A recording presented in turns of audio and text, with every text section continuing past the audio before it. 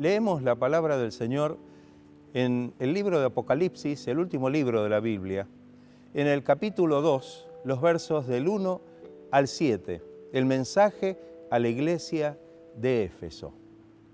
Dice así la palabra del Señor: escribe al ángel de la iglesia en Éfeso, el que tiene las 7 estrellas en su diestra, el que anda en medio de los 7 candeleros de oro, dice esto: yo conozco tus obras y tu arduo trabajo y paciencia, y que no puedes soportar a los malos, y has probado a los que se dicen ser apóstoles y no lo son, y los has hallado mentirosos.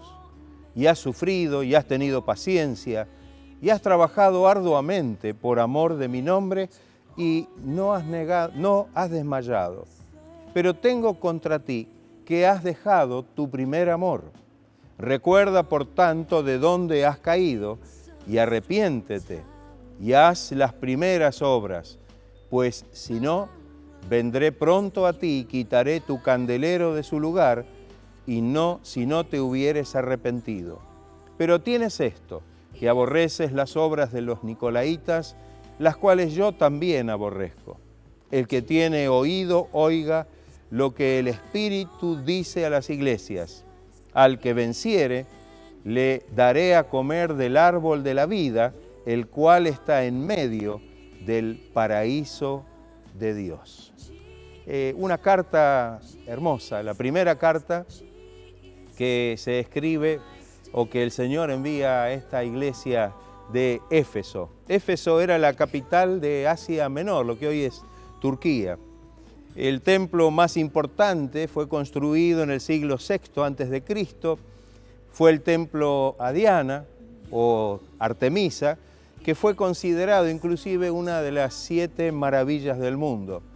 Éfeso era una ciudad grande y rica en la que se reunía en realidad toda clase de personas, ricos e ilustrados, como también pobres y analfabetos, aunque la condición general de la vida en la ciudad era de riqueza, cultura y gran corrupción. Estamos hablando de corrupción moral. Allí también se hallaba el gran teatro de la ciudad y la magnífica biblioteca de Celso, muy famosa. Era también un centro importante de culto al emperador romano, a César. Todo esto que estamos diciendo nos figura en qué ambiente estaba la iglesia de Éfeso, realmente un lugar muy complicado y muy difícil.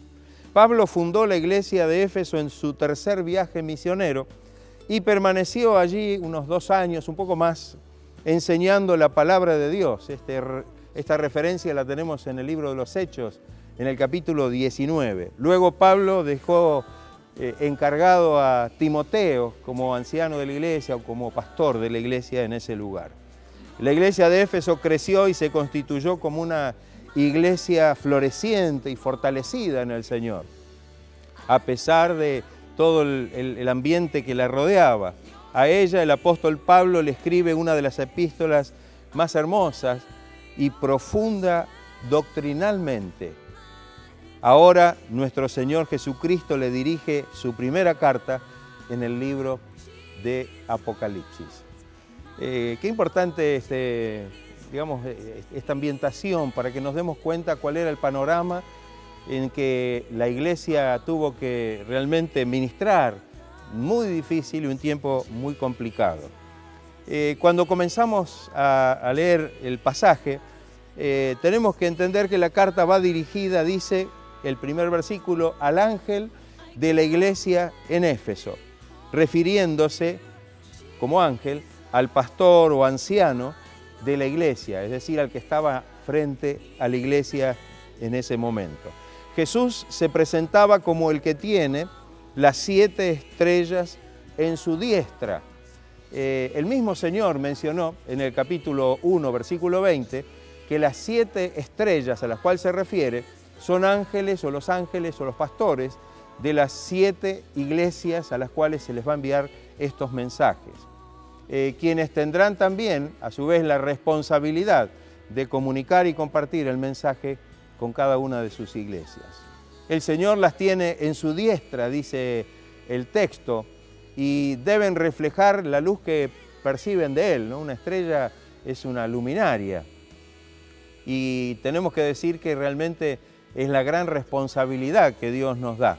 Están en las manos del Señor, porque dice que están en su diestra, pues son de su pertenencia, porque Él los escogió a quienes tienen que estar adelante, los llamó, los apartó para su servicio y deben estar sujetos siempre a Él y velando por su obra. En la segunda parte del primer versículo de este capítulo 2, Jesús también se presenta como el que anda en medio de los 7 candeleros de oro. El Señor también dijo en Apocalipsis 1:20 que los 7 candeleros de oro representaban a las 7 iglesias. Las 7 estrellas eran los 7 pastores de las iglesias y los 7 candeleros de oro eran las 7 iglesias. Él se revela como el centro de la iglesia en Éfeso, porque estaba en medio de los candeleros de oro. Por esta razón el Señor dice que se encuentra en medio de las 7 iglesias. Esta idea el Señor también la presenta cuando en el Evangelio de Mateo tenemos el texto 18, capítulo 18, versículo 20, donde el Señor dice que donde estuvieran 2 o 3 congregados en su nombre, Él estaría en medio de ellos. Debemos recordar cuál es la posición que Cristo debe tener entre nosotros, debe ser considerado como el centro de nuestras vidas, como el centro de nuestra reunión, como el centro de nuestra convocatoria. Él debe ser siempre el centro. Gloria sea el nombre del Señor. Los candeleros no son fuentes de luz, sino portadores de la luz que reciben y los encargados de alumbrar a otros también. En este caso, las iglesias son las que deben alumbrar. Hay un hermoso texto ahí en Mateo capítulo 5 y versículos 14 a 16. Dice que Jesús dijo, vosotros sois la luz del mundo. Una ciudad asentada sobre un monte no se puede esconder. Así alumbre vuestra luz delante de los hombres. Qué hermoso, ¿no? Que la iglesia y que cada uno de nosotros que componemos la iglesia, que formamos la iglesia, podemos y debemos brillar y debemos alumbrar. El punto que sigue es el reconocimiento del Señor hacia esta iglesia. En los versículos 2, 3, lo primero que le dice que conoce sus obras. Yo conozco tus obras. Aquí se refiere al servicio real que había rendido esta iglesia hacia la obra del Señor. Era una congregación activa, esforzada, y cada miembro era un trabajador, era un obrero muy activo en la obra del Señor. Menciona también el mismo versículo, y tu arduo trabajo. Este elogio va más allá de un trabajo común, siendo de una labor que produce fatiga y requiere de mucho esfuerzo. Cuando dice arduo trabajo, se hace alusión a un trabajo duro en un medio difícil o en un medio hostil. Y también dice tu arduo trabajo y paciencia. Esta paciencia es un fruto del Espíritu, ¿no? Es algo maravilloso que viene de parte de Dios. Es la actitud de persistir en la tarea que produce el trabajo. La paciencia implica firmeza y constancia bajo el peso de las circunstancias adversas y difíciles y saber también esperar el tiempo del Señor para cada cosa. Qué importante esto, ¿no? Era una iglesia que tenía tantas virtudes, ¿no? Era de obras, de buenas obras, de un trabajo esforzado, de un trabajo que realmente requería de ellos un gran esfuerzo y también paciencia, amén, esa capacidad de persistir y de estar firmes. También dice, y lo señala como un elogio, que no puede o no podía la iglesia soportar a los malos. Este es un elogio que muestra que los creyentes de Éfeso buscaban la vida de santidad, es decir, vivir conforme a la palabra del Señor, a lo que el Señor revela en su palabra. Ellos sabían que la santidad realmente viene cuando nos apartamos totalmente del mal. Amén. Debemos, dice, perfeccionar la santidad en el temor de Dios. Y esto habla de una vida de obediencia a la voluntad de Dios y que realmente muestra una vida que se esfuerza por hacer lo que realmente Dios quiere. Ellos no permitían en ninguna impureza dentro del cuerpo de Cristo, dentro de la congregación, de la iglesia. Mantenían estrictamente la disciplina bíblica y estaban preparados para ejercerla y aún expulsar de su seno a los que mal obraban. Amén. No podían, como dice el texto, en realidad no aprobaban realmente a aquellos que no actuaban correctamente. Dice, y has probado a los que se dicen ser apóstoles y no lo son, y los has hallado mentirosos. Esta era otra de las virtudes que tenía esta iglesia. Fue una advertencia que el apóstol Pablo dejó muy clara cuando se despidió de allí de la ciudad de Mileto, y les advirtió a todos los que lo estaban despidiendo de allí que iban a estar amenazados por falsos maestros, falsos hermanos, que se introducirían en el rebaño y tratarían de dañarlo. El libro de los Hechos, capítulo 20, justamente menciona esto. Quisiera leerlo para que nos demos cuenta del consejo que da Pablo. Capítulo 20, versos 28 al 31. Dice, por tanto, les dice Pablo a todos los ancianos, pastores, que lo habían ido a despedir, él iba a Jerusalén. Dice, por tanto, mirad por vosotros y por todo el rebaño en que el Espíritu Santo os ha puesto por obispos, por pastores, para apacentar la iglesia del Señor, la cual Él ganó por su propia sangre.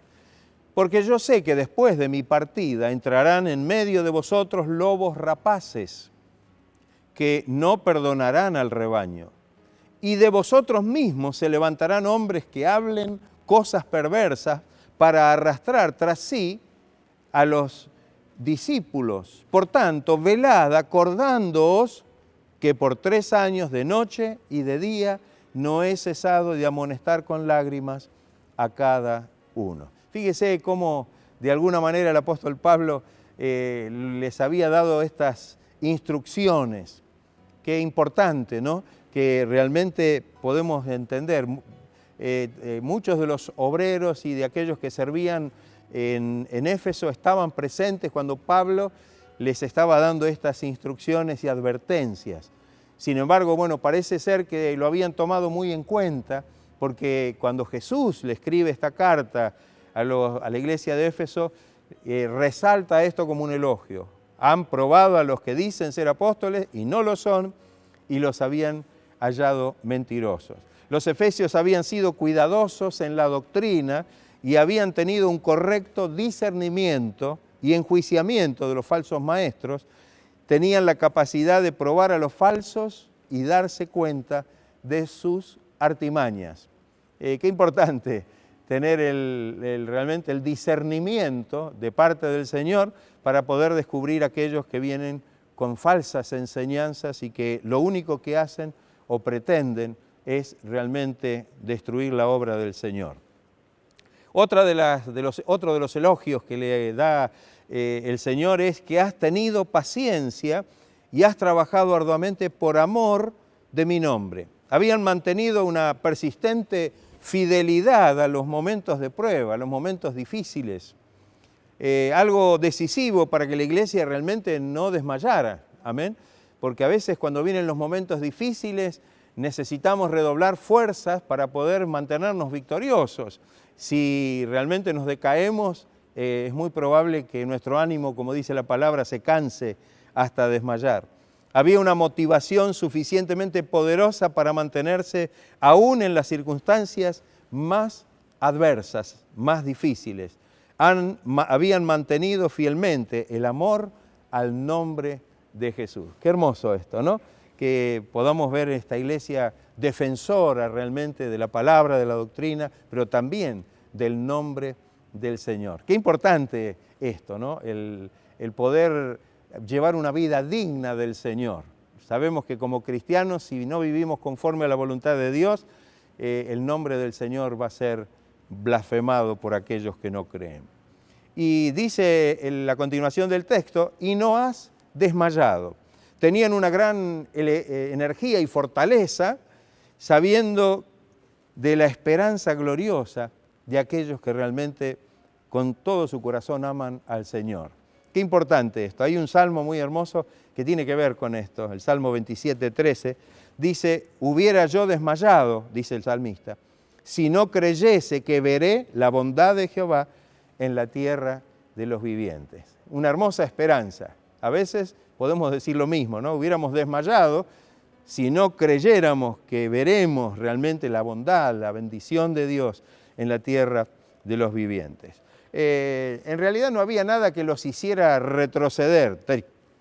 Tenían los ojos bien puestos en el Señor. Ese texto de Hebreos capítulo 12 es tan gráfico en esto, porque habla también de no desmayar.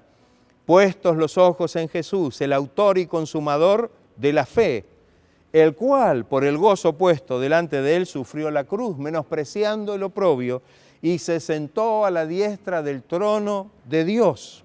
Considerad, entonces, a aquel que sufrió tal contradicción de pecadores contra sí mismo, para que vuestro ánimo no se canse hasta desmayar. Qué importante, ¿no? Por el gozo puesto delante de él, sufrió la cruz, menospreció, le dio poco valor a los insultos, a las burlas, a los oprobios, y realmente pudo hacer la obra que el Padre le había encomendado. Qué importante para nosotros, para que nuestro ánimo no se canse hasta desmayar. El último elogio está en el versículo 6 de este pasaje, y dice: aborreces las obras de los nicolaitas, pero tienes esto, que aborreces las obras de los nicolaitas, las cuales yo también aborrezco, les dice el Señor. Este elogio es dado por el Señor después de expresarle la única crítica que ahora la vamos a ver a continuación. Y les dice: pero tienes esto, que aborreces las obras de los nicolaitas. Esta palabra Nico significa guiar, laos significa gente. Hay muchas interpretaciones de quiénes eran estos nicolaitas a los que menciona el Señor, ya que no hay otra mención en la Biblia. Se cree que estos eran seguidores de Nicolás, que era uno de los diáconos escogidos para apoyar a los discípulos. Tenemos la referencia ahí en el libro de los Hechos, en el capítulo 6, versículos 3 al 5. Y otras referencias históricas señalan a Nicolás, que Nicolás se desvió predicando la doctrina de la gracia y enseñando que ya somos salvos por gracia de Dios, entonces no importa lo que hagamos después de haber hecho nuestra confesión de fe. Si soy salvo, y bueno, esa doctrina, una vez salvo, siempre salvo, no puedo perder la salvación. Y realmente acá el Señor dice que Él detesta esta doctrina. Esto no es así. Esta doctrina llevó al libertinaje. Claro, si ahora, después que yo recibí la salvación, puedo hacer lo que quiero, evidentemente esto conduce a una vida de libertinaje, lo cual, en definitiva, y especialmente en relación con la iglesia de Éfeso, en Éfeso el libertinaje y la vida disipada era muy común, había una corrupción muy grande. Ireneo mencionó que los nicolaitas no ponían freno en complacer a la carne y vivían en la inmoralidad. ¿Cuánto desearíamos nosotros ser reconocidos con las cualidades con que se destacó esta iglesia el día que debamos presentarnos ante la presencia de Dios o el tribunal de Cristo? De todas maneras, esta iglesia con tantas cualidades la describiríamos como una iglesia perfecta, pero, y ahí está el pero, está en la Biblia, pero el versículo 4 dice: pero tengo contra ti que has dejado tu primer amor. ¿Cuántas cosas buenas hemos venido diciendo de esta iglesia, tan importantes y que realmente el Señor las reconoce y las elogia? Pero ahora el Señor pone atención en algo que realmente puede destruir todo lo demás. Y es realmente que había dejado el primer amor. Aunque esta iglesia, a la luz de los elogios anteriores, se la ve sin motivos de reproche alguno, sin embargo el Señor tenía algo en su contra. Habían perdido algo esencial, fundamental, que era el primer amor. Esta iglesia se había esforzado por cumplir la ley, pero se había olvidado del mandamiento más importante de la ley, que ¿cuál es? Es el mandamiento del amor. Nos preguntamos entonces, ¿qué es el primer amor? ¿A qué se referirá el Señor con esto? ¿En qué consiste este primer amor? El primer amor se describe como el amor del desposado. En 2 Corintios hay un texto muy particular. El apóstol Pablo, en el capítulo 11, versículo 2, dice: porque os celo, a los creyentes, le dice a la iglesia de Corinto en este caso, porque os celo con celo de Dios, os he desposado con un solo esposo para presentaros como una virgen pura a Cristo. Pero temo que como la serpiente con su astucia engañó a Eva, vuestros sentidos sean de alguna manera extraviados de la sincera fidelidad a Cristo. Qué texto importante, ¿no? Lo que dice Pablo aquí. La iglesia había olvidado las bendiciones que se experimentan y se reciben cuando ese primer amor permanece vivo e inalterable. Jesús está ahora reclamando como esposo amante porque ese amor había desaparecido. Qué importante el tema entonces. El primer amor es sencillo, ingenuo, transparente, con el único deseo de agradar al ser amado. También es puro. Todos los que hemos experimentado el amor de nuestros primeros años de matrimonio, también recordamos nuestros primeros tiempos de convertidos al Evangelio. ¿Quién nos los recuerda?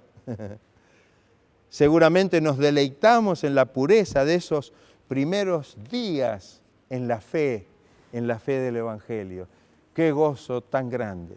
El apóstol Pablo declaró a los efesios lo que significaba ese primer amor cuando les dijo, en la carta a los efesios que le escribió en el capítulo 5, dice: así como Cristo amó a la iglesia y se entregó a sí mismo por ella, para santificarla, habiéndola purificado en el lavamiento del agua por la palabra, a fin de presentársela a sí mismo una iglesia gloriosa, que no tuviese mancha, ni arruga, ni cosa semejante, sino que fuese santa y sin mancha.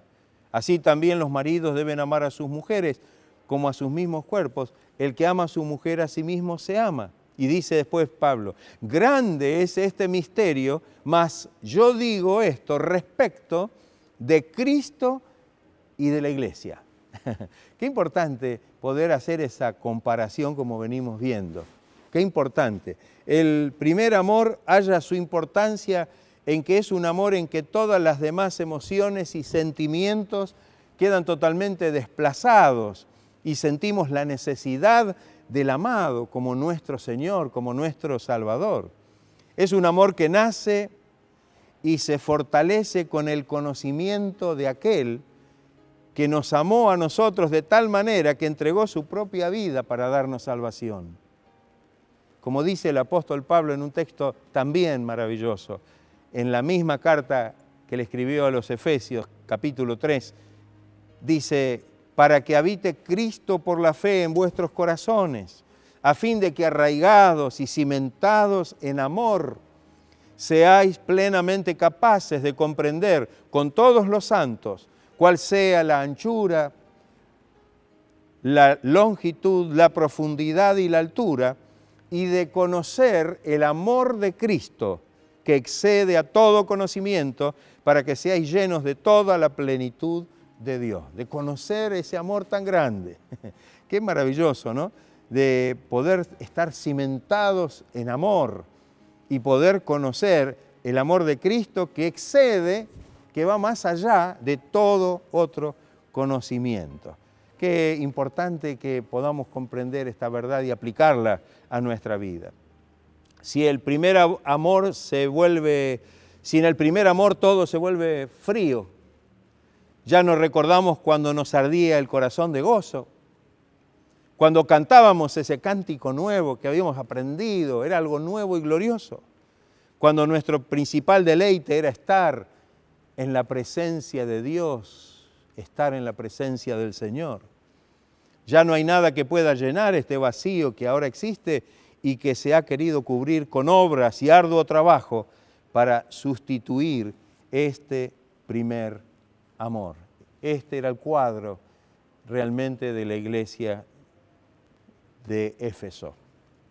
¿Cuál fue el consejo del Señor frente a esta situación tan difícil y tan grave? En el versículo 5, el Señor entonces les dice, como primer consejo, recuerda por tanto de dónde has caído. El texto apunta hacia un consejo propicio a su pecado, cuando dice, recuerda por tanto de dónde has caído y arrepiéntete. Donde el Señor indica que debe haber arrepentimiento es porque ha habido pecado. Y sin arrepentimiento no podemos acercarnos a Dios y no podemos volvernos realmente y estar en comunión con el Señor. Necesitamos realmente esto. El recuerdo es una buena motivación para el arrepentimiento. El poder recordar de dónde hemos caído, el poder recordar aquellas cosas primeras que eran tan importantes para nuestra vida y en nuestra experiencia cristiana, puede ser una buena motivación para arrepentirnos de lo que ahora tal vez está pasando, o le estaba pasando también a la iglesia de Éfeso, que se habían vuelto fríos, se habían perdido ese primer amor. Debemos recordar el primer amor, la pasión inicial que nos movió para acercarnos a Dios y contarle a todos acerca de Él. Qué importante, ¿no? No veíamos el momento de poder encontrarnos con alguien para decirle que habíamos encontrado al Señor, que habíamos recibido al Señor. El amor no crece en forma automática, debemos experimentarlo, debemos cultivarlo y debemos practicarlo en nuestra vida cristiana. Fíjense que la Biblia no dice a dónde has caído, sino de dónde has caído, de un lugar alto, diríamos de un lugar exaltado, glorioso, de comunión y de gracia. Qué importante esto, ¿no? Un lugar elevado, un lugar de comunión, un lugar de intimidad con el Señor, un lugar glorioso. De ahí la iglesia había caído. No debemos quedarnos solo en el recuerdo del pasado, por supuesto. Debemos hacer algo también en el presente y lo que el Señor les está diciendo que más allá de recordar, tenían que arrepentirse. De nada vale recordar, qué tiempos aquellos, mire qué lindo que era esto, o qué lindo que era lo otro, y me acuerdo cuando me convertí, tenía un gozo tan grande que venía cantando en el colectivo, o no tenía ningún problema en decirle a todos los que me rodeaban lo que Dios había hecho en mi vida. Realmente necesitamos arrepentirnos, necesitamos volvernos, justamente esto es lo que Dios pide. Los efesios debían reflexionar sobre sus obras pasadas y ver su situación presente. Debían responder con humildad y arrepentirse en la presencia del Señor. El camino de vuelta no era solamente el recuerdo. El recuerdo es bueno como una motivación para el arrepentimiento. Debemos tomar una decisión firme y urgente para poder realmente salir de esa situación de frialdad y tal vez hasta de olvido de aquellas cosas que son las que debemos hoy practicar. Debían de entender que sin el amor nada somos y nada de lo que hagamos sirve, como dice 1 Corintios capítulo 13. Si no está el amor, no somos nada. Y aunque podamos hacer todo lo que queramos, como dice esta carta del apóstol Pablo a los Corintios, aunque entreguemos nuestro cuerpo para ser quemado, si no tenemos amor, no nos sirve de nada. El consejo definitivo es el arrepentimiento, que les llevaría a volver a vivir las primeras experiencias.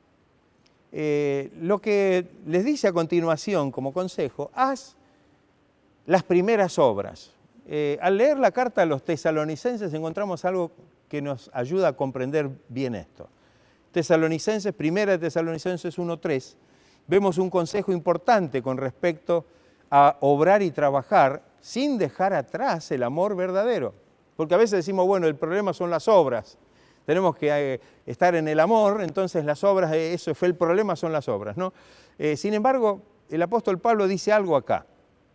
Y dice así, acordándonos sin cesar delante del Dios y Padre nuestro, de la obra de vuestra fe, del trabajo de vuestro amor y de vuestra constancia en la esperanza en nuestro Señor Jesucristo.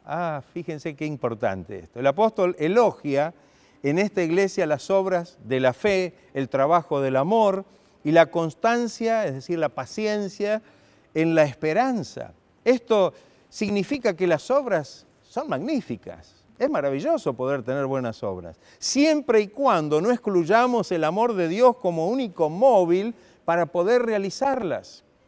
Cuando hablamos del móvil de Dios para realizar la obra más grande de todas, que fue el enviar a su Hijo a morir en la cruz por nosotros, el móvil de esa obra no fue otra cosa que amor, porque de tal manera amó Dios al mundo, que ha dado a su Hijo unigénito, para que todo aquel que en Él cree no se pierda, mas tenga vida eterna. Entonces debemos decir que el problema no eran las obras, sino que el problema radica en cómo las hacían, y este mismo tema lo tenemos o lo podemos aplicar a nuestra experiencia. Jesucristo, cuando les habló a los fariseos y a los escribas, les dijo: ay de vosotros, escribas y fariseos hipócritas, porque diezmáis la menta, el eneldo y el comino, y dejáis lo más importante de la ley, la justicia, la misericordia y la fe. Esto era necesario hacer sin dejar de hacer aquello. Ahí está. No era que estaba mal lo que hacían, pero lo que pasa es que habían dejado de hacer lo más importante y estaban haciendo cosas que en realidad lo único que a lo que apuntaba era solamente a una actitud totalmente hipócrita, una actitud que no revelaba la verdadera condición interior y espiritual de esta gente. Lo que dice a continuación es algo duro. Quitaré tu candelero de su lugar. El Señor concluye aquí y dice: pues si no te arrepientes, vendré pronto a ti. ¡Ay, qué lindo, el Señor va a venir! Pero cuidado, si no te arrepientes, vendré pronto a ti y quitaré tu candelero de su lugar si no te hubieras arrepentido. Esta es una advertencia muy dura. Si el candelero es la iglesia, como mencionamos al principio en el capítulo 1, versículo 20, que el Señor lo menciona y lo aclara, entonces quitar el candelero, como dice aquí, significa que la iglesia va a dejar de existir y de ser. Esto es muy grave. Cuando una iglesia pierde su amor por Cristo, por los hermanos, y como móvil de cada acción, deja de ser una iglesia. Deja de cumplir con realmente los propósitos que Dios tiene para su iglesia aquí en la tierra. Dios no desea que su iglesia sea una organización estructurada y fría, sino un organismo vivo y poderoso, bajo la unción, bajo la gracia del Espíritu Santo de Dios. Por esto, si queremos volver al primer amor, es necesario que sirvamos al Señor no por compromiso, ni por obligación, ni mucho menos por interés, sino como dice la palabra en la carta a los Romanos, capítulo 12, versículo 11, en lo que requiere diligencia, no perezosos, fervientes en espíritu, sirviendo al Señor. Qué importante el consejo que nosotros hoy podemos tomar también para nuestra vida, para nuestra iglesia, para nuestra experiencia hoy como cristianos. La palabra del Señor no tiene vencimiento. Recordemos que la palabra de Dios hoy sigue siendo viva y eficaz para cada uno de nosotros. ¿Cuál es la recompensa que Dios tiene preparada para aquellos que realmente escuchan este mensaje y obedecen? Su recompensa, capítulo 2, versículo 7, dice: el que tiene oído, oiga lo que el Espíritu dice a las iglesias. Al que venciere, le daré a comer del árbol de la vida, el cual está en medio del paraíso de Dios. Qué hermosa recompensa. Fíjense que acá hay algo interesante. Primero habla de la iglesia, le habla a la iglesia, pero ahora en particular le habla al creyente, al que vencieren. No habla a la iglesia en general, sino acá hay una responsabilidad personal, particular, de cada cristiano y de cada creyente, de cada miembro de la iglesia. Este es un llamado a oír en primera instancia. El que tiene oído, oiga lo que el Espíritu dice a la iglesia. Los que son sensibles espiritualmente oirán la voz del Espíritu de Dios. Este es un mensaje actual, este es un mensaje para hoy. Hoy Dios está hablando a través de esta palabra y hoy nuestros oídos espirituales deben estar abiertos y debemos ser sensibles a este mensaje para nuestra vida. ¿Seremos sensibles a su llamado hoy? ¿Tendremos oído para oír lo que el Espíritu hoy nos dice como iglesia y en lo particular como cristianos? Al que venciere, estamos ante una oferta de una recompensa maravillosa. Pero como vemos, se define aquí quién será el que la reciba. El que va a recibir esta recompensa es el vencedor, es el que vence. En Apocalipsis 21, 7 y 8, se presenta un contraste que es muy interesante, porque justamente está en el libro de Apocalipsis también, entre el que venciere y los cobardes. Fíjese lo que dice el texto. El que venciere heredará todas las cosas y yo seré su Dios y él será mi hijo. Mire qué promesa. Pero los cobardes e incrédulos, los abominables y homicidas, los fornicarios y hechiceros, los idólatras y todos los mentirosos tendrán su parte en el lago de fuego que arde con fuego y azufre, que es la muerte segunda. Qué importante este contraste entre los que vencen y entre los que no vencen.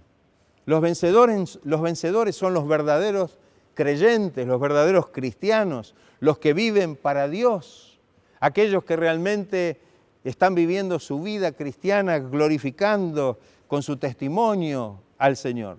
Como dice Pablo, hay un texto que lo leemos siempre, pero permítame leerlo una vez más, porque es maravilloso y tiene mucho que ver con esto. Romanos capítulo 8, versículos 35 y luego 37, 8, 35 y luego 37 al 39. ¿Quién nos separará del amor de Cristo?, dice Pablo. Y menciona un montón de separadores: tribulación, o angustia, o persecución, o hambre, o desnudez, o peligro, o espada. Entonces Pablo dice, antes, en todas esas cosas somos más que vencedores por medio de aquel que nos amó, por medio de aquel que nos amó. Por lo cual estoy seguro de que nada, ni la muerte, ni la vida, ni ángeles, ni principados, ni potestades, ni lo presente, ni lo porvenir, ni lo alto, ni lo profundo, ni ninguna otra cosa creada nos podrá separar del amor de Dios que es en Cristo Jesús, Señor nuestro. Qué hermoso, ¿no? Somos más que vencedores por medio de aquel que nos amó. Ahí está el amor en el medio. En el medio de esta actitud de vencedores, que realmente tenemos que entender que somos vencedores por aquel que nos amó, por aquel que nos ama y por aquel que nos amará por toda la eternidad. La recompensa y la bendición será que le dará a comer. La bendición para el vencedor es que él dice, le daré a comer del árbol de la vida, el cual está en medio del paraíso de Dios. Esta es una referencia, el árbol de la vida se menciona muy pocas veces en la Biblia, pero sí tenemos en los extremos, en el libro de Génesis, ahí en el capítulo 2 y 3, y también aquí en el libro de Apocalipsis se vuelve a mencionar el árbol de la vida. Es una referencia importante. El pecado impidió el libre acceso al árbol de la vida. Pensemos y recordemos por un momento cuando Adán y Eva pecaron en la presencia de Dios y Dios los tuvo que expulsar del Edén, tuvo que proteger el árbol de la vida, tuvo que protegerlo, no le pudo dejar seguir comiendo del árbol de la vida. Sí podían hacerlo antes de pecar, sí podían hacerlo. No podían del árbol de la ciencia del bien y del mal, pero sí podían de este. Pero ahora que habían pecado, dice que Dios puso a los ángeles que lo guardaran y que realmente ellos no pudieran participar. Pero ahora, después de toda la historia de la humanidad que llega a su fin, descrita en el libro de Apocalipsis, La recompensa que tenemos los vencedores es que Dios nos dará el privilegio de comer del árbol de la vida, el cual está en medio del paraíso de Dios. El paraíso en este texto y en este contexto de esta escritura se refiere a la habitación de Dios o lo que se ha definido como el hogar permanente de los redimidos por la sangre de Cristo. Qué hermoso, ¿no? El paraíso, el lugar donde realmente el Señor nos recibe y podremos vivir para siempre con Él. Ahora el creyente vencedor tendrá libre acceso a este árbol de la vida por la obra de Cristo. Hay una cosa que es muy interesante. El término árbol que se usa aquí es el mismo vocablo que se usa para designar a la cruz de Cristo. Mire qué interesante esto. Lo que nos indica que fue en el madero o el árbol de la cruz donde Cristo llevó también nuestra maldición y clavó, como dice el apóstol Pablo, el acta de los decretos que nos era contraria para que nosotros pudiésemos tener ahora la oportunidad de la vida eterna. Un versículo final que es en el último capítulo de Apocalipsis, dice capítulo 22, versículo 14, bienaventurados los que lavan sus ropas para tener derecho al árbol de la vida y para entrar por las puertas en la ciudad celestial. No está hablando de aquí de la tierra, sino que está hablando de la nueva Jerusalén, de la ciudad celestial, de la morada eterna que el Señor nos tiene reservada. Que el Señor nos ayude, hermanos, amigos que nos han escuchado. Este mensaje es un mensaje muy poderoso para la iglesia en este tiempo. Es palabra de Dios. El Señor nos habla para que podamos volver al primer amor, para que no nos descuidemos, para que no perdamos realmente el verdadero fervor espiritual y para que lo que hagamos para el Señor siempre esté realmente movido por el gran amor a Dios, que es quien nos ha enviado a Jesucristo para darnos salvación. Que el Señor nos ayude. Y si hay algo de esto en nuestra vida que hemos visto en el mensaje del Señor a la iglesia de Éfeso, tomemos para nosotros este mismo mensaje, apliquemos esta enseñanza en nuestra vida, arrepintámonos de tal cosa y busquemos al Señor de todo corazón y podamos volver, como dice, a las antiguas, las primeras obras que eran aquellas realizadas con amor, con devoción, con ardor espiritual para nuestro Señor y para nuestro Salvador. Que la gracia de Dios siga obrando con poder en sus vidas para que realmente podamos gozarnos y podamos disfrutar de la bendición que Dios quiere que disfrutemos y que podamos servir al Señor con este gozo que es el gozo del Señor en nuestros corazones.